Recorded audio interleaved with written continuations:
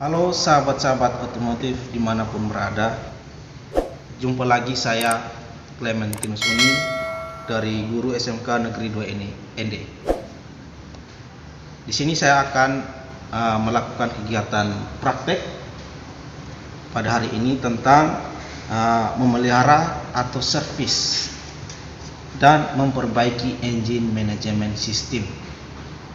Di sini saya sudah menyediakan peralatan, alat-alat dan bahan praktek, di mana ada APD-nya, peralatan-peralatan yang lainnya dengan sebuah kendaraan atau mobil R3, Suzuki R3, dan yang terpenting juga di sini ada sebuah alat scan tools untuk digunakan mendeteksi kerusakan yang terjadi pada mobil R3. Ya. Di sini scan tools yang saya gunakan jenisnya dari produksi Crisbo Lance dengan kode X431 Pro 3. Ya. Alat ini yang akan mendeteksi kerusakan yang terjadi pada mobil yang ada di sini, di mana mobil ini keluhannya mobilnya pincang. Ya, mobilnya pincang, kita bisa melihat di RPM-nya di sini. Berarti kondisi mobil ini tidak normal. Untuk itu kita mau menyelesaikan persoalan ini untuk mempermudah kita dalam bekerja. Berarti kita harus menggunakan sebuah alat yang ada, yaitu scan tool untuk mendeteksi kerusakan, membantu prosedur pekerjaan itu lebih cepat. Baik, sekarang saya akan menjelaskan tentang bagaimana proses penggunaan mendeteksi kerusakan yang ada pada mobil ini. Kita matikan dulu. Baik, sebelum kita bekerja, kita harus mengenakan sarung tangan. Dalam prosedur dengan sepatu kerja sudah saya kenakan dan pakaian kerja sudah saya kenakan. Di sini saya mengenakan sarung tangan. Sebelum kita menggunakan scan tool ini, yang paling pertama kita hidupkan dulu tombol powernya di sini.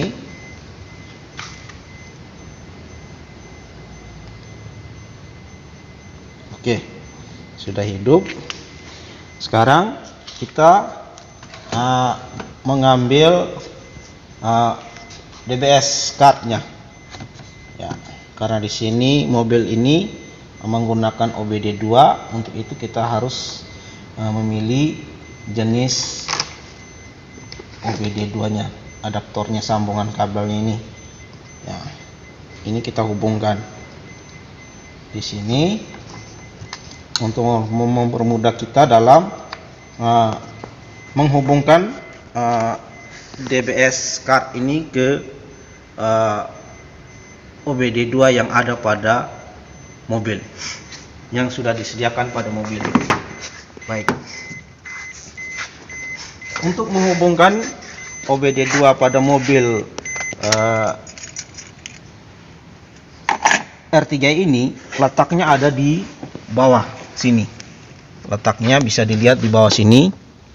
Ada di bawah sini yang ada di tangan. Sekarang kita melakukan menghubungkan OBD2-nya.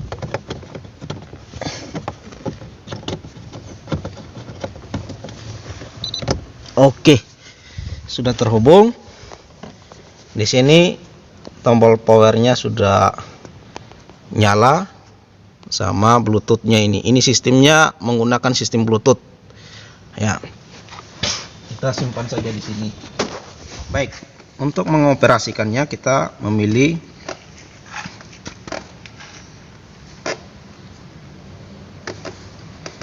harus dibuka kos tangannya dulu. Satu dibuka.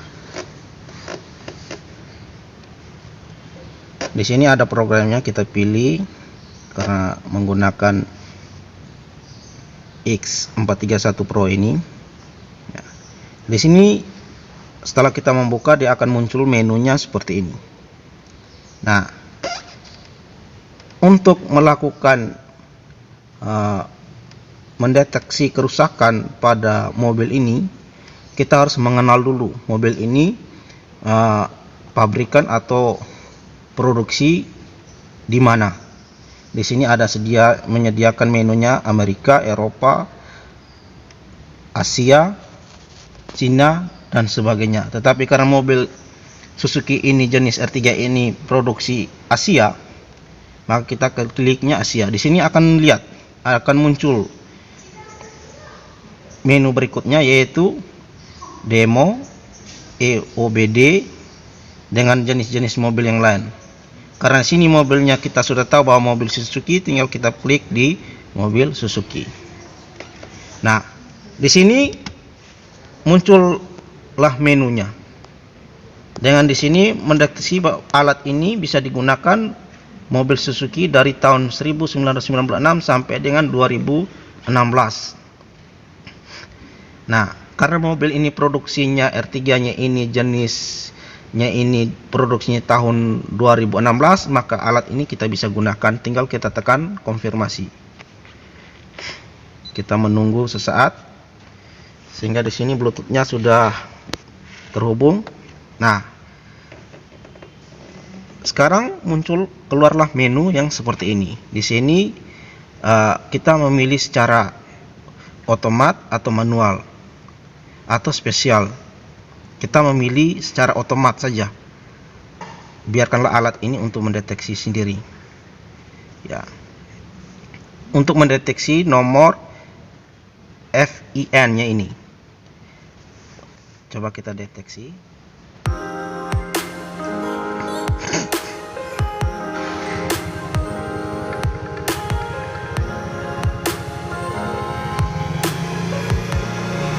Oke. Berarti alat ini tidak bisa mendeteksi secara otomat. Kita tekan OK. Karena di sini diminta untuk memasukkan nomor VIN-nya. Untuk itu kita cancelkan saja. Berarti alat ini bisa mendeteksi mobil ini dalam keadaan kunci kontaknya harus on. Kita on-kan kunci kontaknya. Ya. On-kan kunci kontaknya, baru kita bisa mendeteksi secara otomat. Untuk mendeteksi VIN-nya ini. Oke, di sini nomor VIN-nya sudah terdeteksi secara otomat. Menunjukkan bahwa ini produksinya dari Jepang, pasaran Jepang. Tinggal yes. Nah, sekarang kita di sini muncullah layar seperti ini. Di sini menjelaskan bahwa kita melakukan mendeteksi kesalahannya, dilaporkan kesalahannya, kita akan mendeteksi kesalahannya di sini. Untuk melakukan scan secara sistem, di sini kita melakukan scan secara sistem seleksi. Ya, karena kita mau membaca kesalahannya yang terjadi pada mobil ini, kita akan memilih yang bagian atas. Sekarang di sini muncullah di sini apakah kita ingin menguji sistem secara otomatis. Kita harus menjawab oke. Nah, disinilah dia akan melakukan pendeteksi kerusakan. Dia sementara melacak, mendeteksi kerusakan. Ini ada satu item yang berwarna merah. Di sini menandakan ada lagi bermasalah. Ada tiga masalah, dimana yang merah ini adalah engine control module. Berarti bermasalahnya ada pada engine-nya, kontrol engine-nya. Di sini ada EPS, SRS, BCM, MA, body control module. Berarti yang hitam ini tidak ada bermasalah, tidak ada kode. Sekarang kita mau lihat, maksudnya tidak ada kode masalah. Ya, tetapi yang merahnya ada 3. Sekarang kita mau lihat apa sih yang ada pada ECM yang bermasalah ini. Kita klik di sini, kita konfirmasi tempat numernya, kodenya ini, kode ECM-nya yang kita mau deteksi. Ya, kita oke. Nah, di sini akan muncul tampilan layar yang seperti ini lagi. Nah, karena kita mau mendeteksi mengetahui bahwa informasi kodenya tadi, di sini ada informasi modulnya, ini pembacaan kodenya, ini untuk menghapus data kodenya, itu yang ini membaca aliran datanya, data yang ada dalam mobil. Nah, di sini kita memilih membaca kode yang di kedua. Kita klik di sini. Oke, maka muncullah ketiga data tadi yang bermasalah. Yang pertama ada DTC-nya, data travel controlnya ini, DTC-nya yaitu kodenya P0113. Nah, P0113 ini di sini menjelaskan bahwa intake air temperatur sensor. Nah, di malfungsi, berarti intake air temperatur sensornya di sini tidak berfungsi.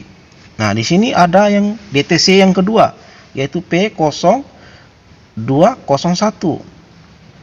Di sini terjadi adalah injektor sirkuit. Ya. Open silinder 1. Berarti di injektor sirkuit injektor untuk silinder 1 ini tidak bekerja. Ya.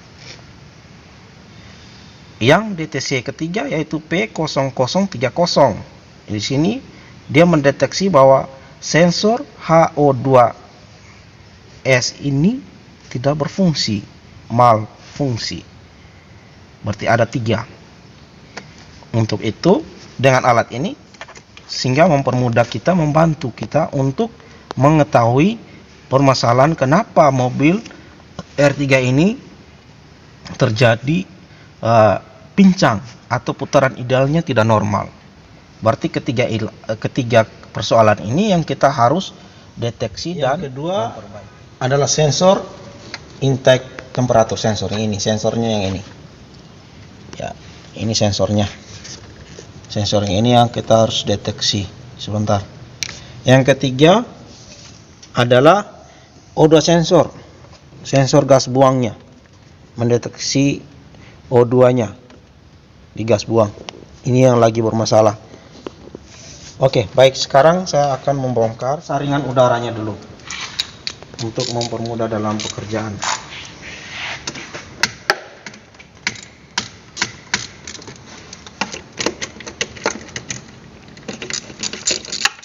Selanjutnya saya akan melepaskan O2 sensor.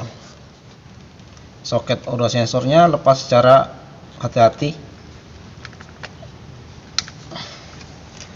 Oke. Ini juga dilepas secara hati-hati. Oke. Karena sensor ini yang kita akan periksa. O2 sensornya ini.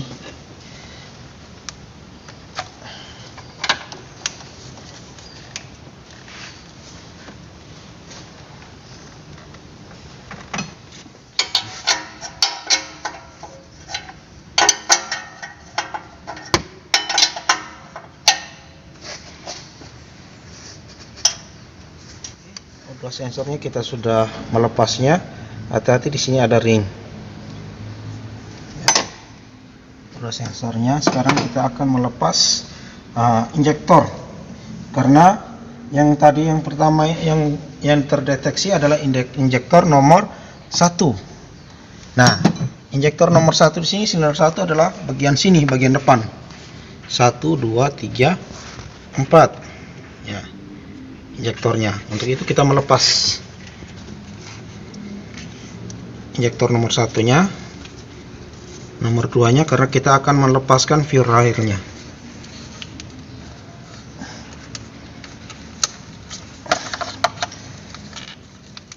Hati-hati dalam melepas karena ini berhubungan dengan bahan bakar, melepas selang bahan bakarnya.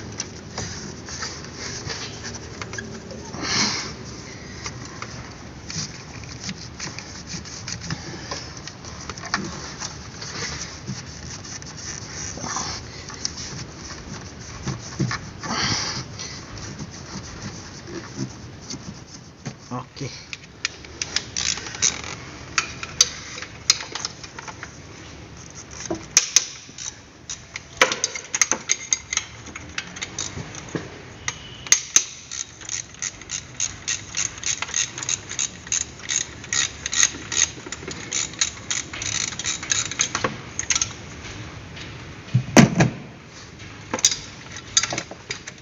Kita melepasnya. Ini fuel railnya kita lepas secara berhati-hati karena dalam injektor itu ada seal. Ada seal yang kita harus. Ini adalah injektor. Yang kita akan periksa adalah injektor nomor 1. Sensor-sensor dan aktuator yang bermasalah kemarin yang sudah terdeteksi. Sekarang kita akan melakukan pengukuran. Ya, di sini ada kemarin terbaca 3 data kode data DTC-nya, yaitu intake air temperatur dengan O2 sensor sama injektor nomor 1. Nah, di sini terdiri dari beberapa injektor. Ada 4 injektor karena 4 silinder. Nah, dalam proses pencabutan melepas injektor ini harus hati-hati. Kita harus melepasnya secara hati-hati. Kenapa? Di sini ada seal. Oleh ini sealnya. Juga di sini ada seal. Jadi seal ini untuk berfungsi supaya untuk tidak terjadi kebocoran bahan bakar. Nah, di sini yang paling pertama kita memeriksa secara fisik. Ya. Fisik dari injektor. Ya. Injektor ini masih bersih. Nah, sekarang kita akan melakukan pemeriksaan tahanan injektor, tahanan O2 sensor sama intake air temperatur. Kita mengukur tahanan dari injektor dari ketiga komponen ini. Nah, saya bisa dibantu oleh teman saya untuk proses pengukuran ini. Injektor di sini ada 2 terminal saja pada injektor ini. Jadi kita mengukur injektor komponen injektor ini.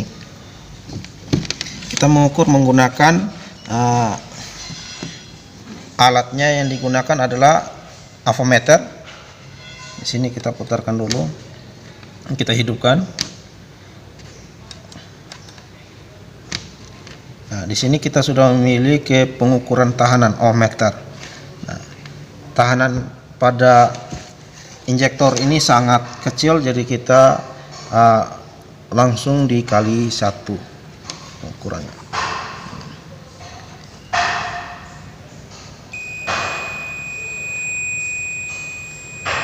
Di sini terbaca di sini tahanannya 13 ohm.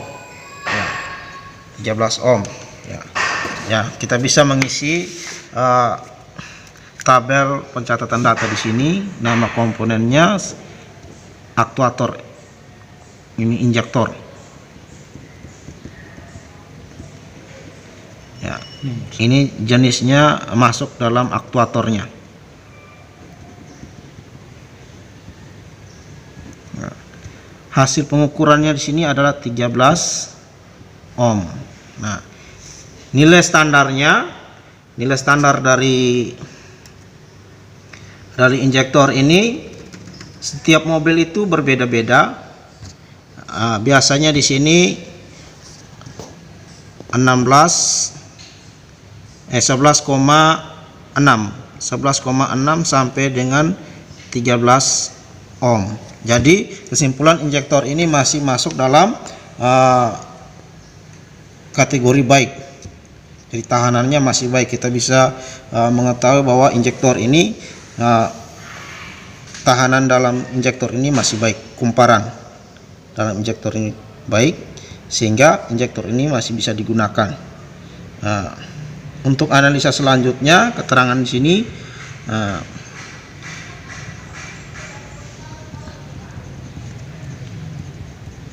masih bisa digunakan. Oke. Sekarang kita masuk ke pengukuran O2 sensor. O2 sensor. O2 sensor ini di sini kita akan mengukur ada dua kali pengukuran. Di sini kita bisa menentukan bahwa ada terminal 1, terminal 2, terminal 3 dan terminal 4. Nah, terminal 1, terminal 2 dan terminal 3 itu apa sih? Kita bisa melihat di manual box-nya di sini. Kita bisa lihat manual box-nya. Ya. Bisa lihat manual box-nya di sini. Ya. Ya. Terminal 1, terminal 2. 1, 2, 3, 4. Ya. Terminal 1 di sini HTR negatifnya, terminal 2-nya HTR positif, terminal 4 adalah massa E-nya. Baik. Sekarang kita akan mengukur di terminal 1 dan 2. Terminal HTR negatif dan terminal HTR positif. Kita setel ke sensor O2 sensor ini, yaitu di mana di terminal HTR negatif, HTR positif. Tahanannya tidak terlalu besar. Kita akan mengukur di sini. Ya. Tahanan yang terbaca di sini adalah 10 ohm. Ya. 10 ohm. Di sini tahanannya kita tulis dulu, nama komponen di sini adalah O2 sensor. Ya. Di sini tahanannya 10 ohm. Nah, sedangkan di kondisi spesifikasi di sini, kondisi spesifikasi yang tercantum di sini di suhu 20 derajat Celcius. Sekarang suhunya 20 derajat Celcius di bengkel sini. Nah, kondisi seharusnya spesifikasi di sini adalah 11,7 sampai dengan 15,5 ohm. Berarti kesimpulan di sini untuk sementara sensor O2 sensor ini kita akan mengukur HTR negatifnya dan HTR positif. Ini adalah pengukuran pertama, yaitu untuk pengukuran kedua, tahanan kedua di sini, yaitu mengukur terminal HTR negatif sama terminal E. Nah, terminal HTR negatif sama terminal E itu ada di bagian sini. Ini 1, ini 2. Berarti terminal E-nya di sini. Ya, sekarang kita mengukur, tetapi di sini tahanannya di atas 1 kilo. Berarti kita mutarnya pindah ke 20 kilo antara terminal HTR negatif dengan terminal E. Ya, HTR negatif terminal E. Ya. Di sini tidak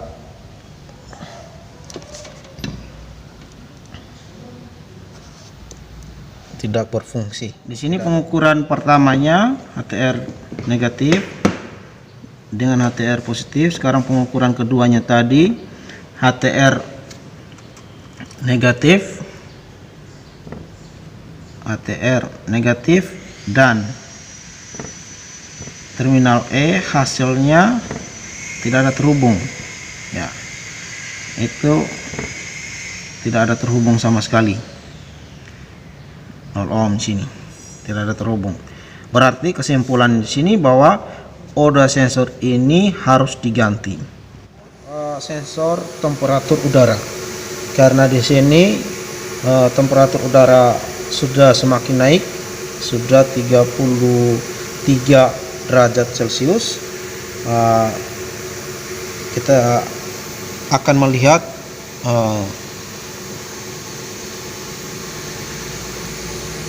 bahwa temperatur udara yang ada pada sensor ini pada suhu 33 derajat Celcius ini, tahanan dari sensor ini berapa?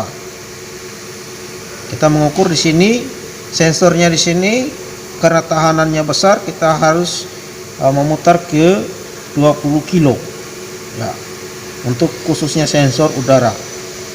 Baik, saya minta bantuan dari teman. Baik, hasilnya adalah 1,41 kilo ohm ya, pada suhu temperaturnya 33 derajat Celcius. Nah, di sini kita catat dulu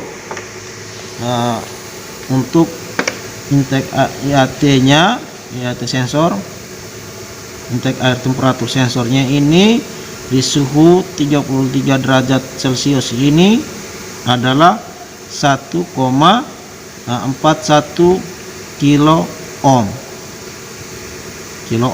Nah, di sini kita mau mengetahui bahwa sensor intake air temperatur ini berfungsi apa tidak. Kita coba memberikan atau mendinginkan sensor ini dengan udara, apakah dia meningkat tahanannya atau menurun tahanannya. Mari kita coba.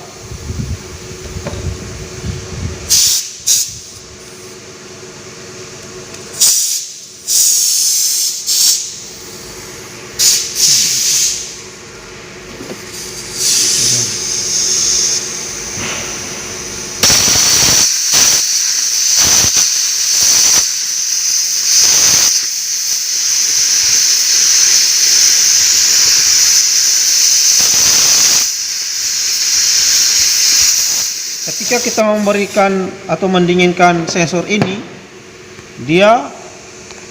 kita dapat melihat bahwa tekanannya itu, tahanannya itu dia meningkat sampai dengan 1,87 kilo ohm. Berarti semakin dingin temperaturnya udara semakin dingin, berarti tahanan semakin besar pada sensor. Nah, sedangkan di manual booknya di sini, menyampaikan bahwa sensor ini di 20 derajat Celcius, temperatur di 20 derajat Celcius, dia tahanannya itu 2,21 sampai dengan 2,69 kilo ohm. Berarti di sini kita bisa menyimpulkan bahwa sensor ini baik. Sedikit kekeliruan bahwa nilai seharusnya ini adalah nilai pengukuran ini harusnya di sini, kolom ini. Kita tulis lagi bahwa 33 derajat Celcius ini hasilnya adalah 1,41 kilo ohm. Sedangkan ketika memberikan atau mendinginkan sensor IAT ini, tahanan meningkat menjadi 187 kilo ohm. Sedangkan yang ini tahanan standarnya adalah di 20 derajat Celcius itu adalah 20 derajat Celcius. Di sini tahanannya kita bisa tulis di bawah sini 20 derajat Celcius. Tahanannya standarnya adalah 2,21 sampai dengan 2,69 kilo ohm.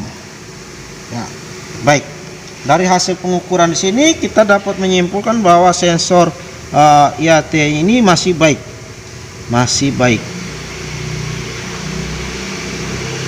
Baik.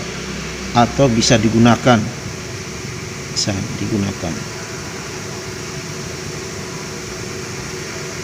Baik, untuk sementara berdasarkan hasil pengukuran atau hasil pengujian ini, kita menemukan bahwa DTC kemarin yang ketiga-tiganya ini menunjukkan bahwa injektor ini masih layak. Mungkin saja ada terjadi kotoran pada soket-soketnya atau hubungan kabelnya sini, hubungan soketnya longgar. Jadi sebentar kita coba lagi. Dan sensor IAT-nya itu masih baik berdasarkan hasil pengukuran, sehingga dicurigai atau dapat dicurigai bahwa kemungkinan terjadi kelonggaran pada soket atau pada kabel-kabelnya. Nah, untuk O2 sensor sini terjadi kerusakan, ya, sehingga O2 sensor ini dapat diganti dengan yang baru, sehingga proses pembacaan gas buangnya tetap terdeteksi dan pengaturan antara campuran bahan bakar dan udara tetap terjaga dengan baik. Baik, langkah selanjutnya kita akan melakukan pemasangan kembali komponen-komponen yang ketiganya masih lengket. Kebetulan yang tiga-tiganya masih lengket. Di sini kita coba pasangkan di sini kembali sealnya. Setelah itu kita arahkan injektornya lagi secara baik-baik. Masukkan secara hati-hati.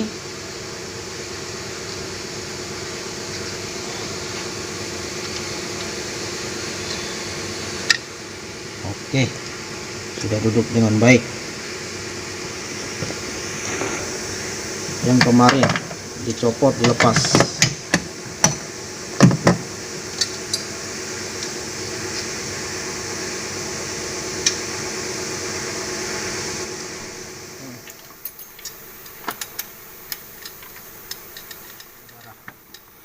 Pada tempatnya.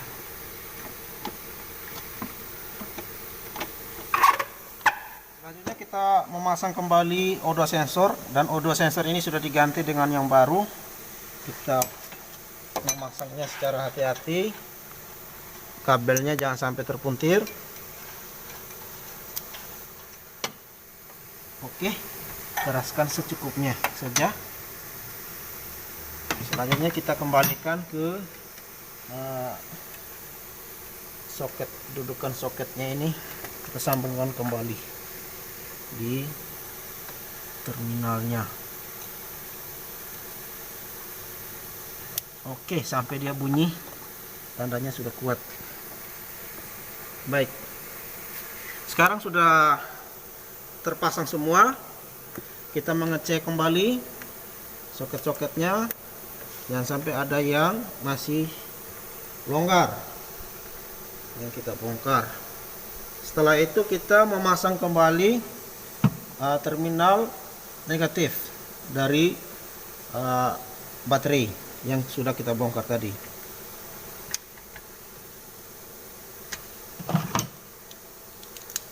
Kita kencangkan secukupnya. Sekarang kita coba start.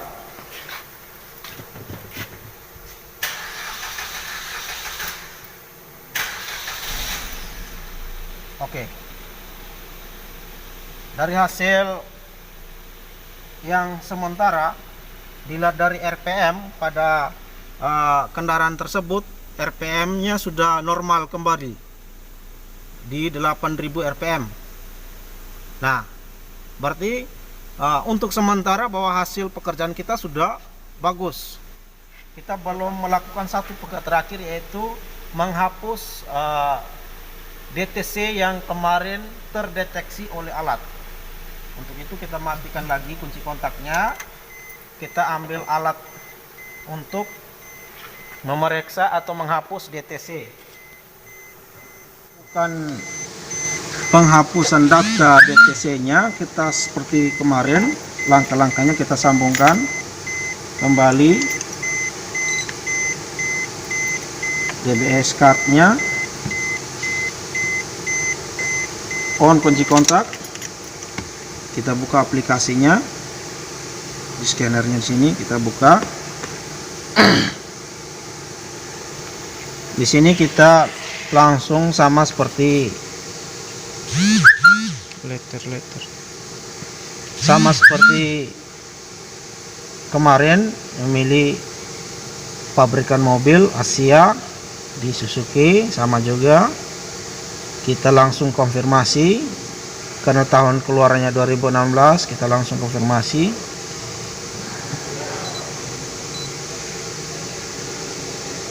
Oke, kita secara otomatis scan-nya otomatis langsung oke. Nomor VIN-nya sudah terdeteksi, kita langsung yes saja. Oke, di sini di ECM-nya ada merah. Hanya kita tidak tahu apakah setelah selesai masih 3 atau bertambah. Nah, sudah 100%. Tetap juga hasilnya seperti kemarin. Coba kita lihat hasilnya. Kita klik di yang ECM-nya tadi. Nah, kalau yang ini muncul data dari ECM, part nomor partnya untuk ECM. Tapi kita oke aja. Nah, kita membaca kode kembali seperti kemarin. Kita pilihnya di sini, kita untuk baca kode apa sih yang bermasalah. Inilah yang kemarin bermasalah, masih terdeteksi walaupun kita sudah melakukan perbaikan. Nah, sekarang kita kembali, kita harus melakukan menghapus data. Kita harus clear hold kode. Kita tekannya di sini. Ya. Clear. Kita di sini dia akan memberi informasi bahwa apa kita harus melakukan menghapus dari memori data tadi, kesalahan tadi kita hapus. Jawabannya yes. Oke, kita DTC nya untuk menghapus DTC nya oke. Sekarang kita coba ulang lagi, baca ulang lagi, pasti sudah datanya sudah tidak ada lagi. Nah, di sini datanya sudah tidak ada, berarti sudah normal. Sudah normal kembali. RPM-nya juga kita bisa lihat di sini RPM-nya sudah 800 RPM. Sekarang kita coba gas. Responnya bagus tidak? Sekarang kita matikan dia. Kita menguji lagi. Apakah data DC-nya masih terekam di memori ECU apa tidak? Yang sudah terhapus. Kita on-kan kembali kunci kontak. Kita yang sama lagi, kita masukkan di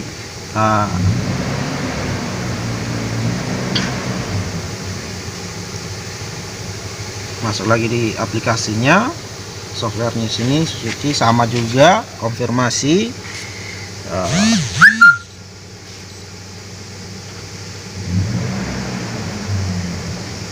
Kita sama juga otomatis. Oke, yes. Yes, nomor VIN-nya dia deteksi otomatisnya sudah. Yes. Kita coba baca alfabetnya. Oke. Kita lihat apakah ECM-nya masih oke. Di sini sudah 100%. Nah, tidak ada data yang terdeteksi yang bermasalah di sini. Kalau ada bermasalah, kita bisa melakukan clear DTC-nya di sini. Kita bisa langsung hapus, bisa juga tanpa mengetahui apa yang terjadi. Ataukah di sini ada menu print, kita bisa melakukan print hasil data deteksinya tadi. Baik, pekerjaan kita sudah selesai. Kembalikan. Oke, sekarang kita matikan lagi kunci kontaknya. Kita mencabut kembali dari OBD 2 nya sini. Oke, untuk kegiatan praktek hari ini sampai di sini dulu. Sekian dan terima kasih. Lebih dan kurangnya saya minta maaf. SMK bisa maju.